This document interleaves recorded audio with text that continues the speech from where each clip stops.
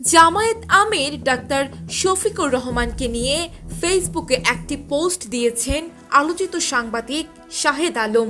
তিনি লিখেছেন, জামায়াত নিয়ে আলোচনা করি বেশি, সে কারণে শফিক ভাই ইদানিং কথা বলেন না আমার সাথে। অথচ উনি নিজেই বলেছিলেন সমালোচনা না করলে আমরা শুধরাবো কেমনে।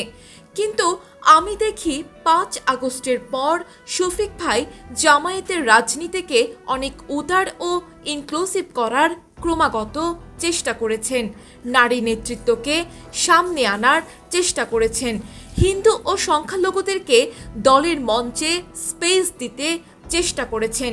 বিতর্ক তাকে ঘিরেও কম নয়। ৫ আগস্টের পরে অঙ্ক কষে আলোচনা করেছিলাম নন ইনক্লুসিভিটি এবং ৭১-এর কাফফারার কারণে জামায়াত কোনোদিন বাংলাদেশের রাষ্ট্র ক্ষমতার ধারের কাছেও যেতে পারবে না।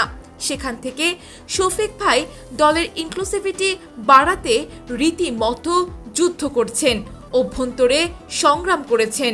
এগুলো ভালো দিক, আশা জাগানিয়া দিক। আমি জামায়াতকে পছন্দ না করলেও তাদের বিশাল সমর্থক গোষ্ঠীকে তো অস্বীকার করিনি কোনোদিন, করবও না। বরং রাষ্ট্র পরিচালনায় তাদের অংশগ্রহণ ও নাগরিক হিসেবে সমমর্যাদার পক্ষে আগেও ছিলাম, ভবিষ্যতেও থাকব। তবে রাষ্ট্র নেতৃত্বের জায়গায় জামায়াতের উত্থানের বিপরীতের যোদ্ধা হিসেবে আমাকে আজীবন পাওয়া যাবে।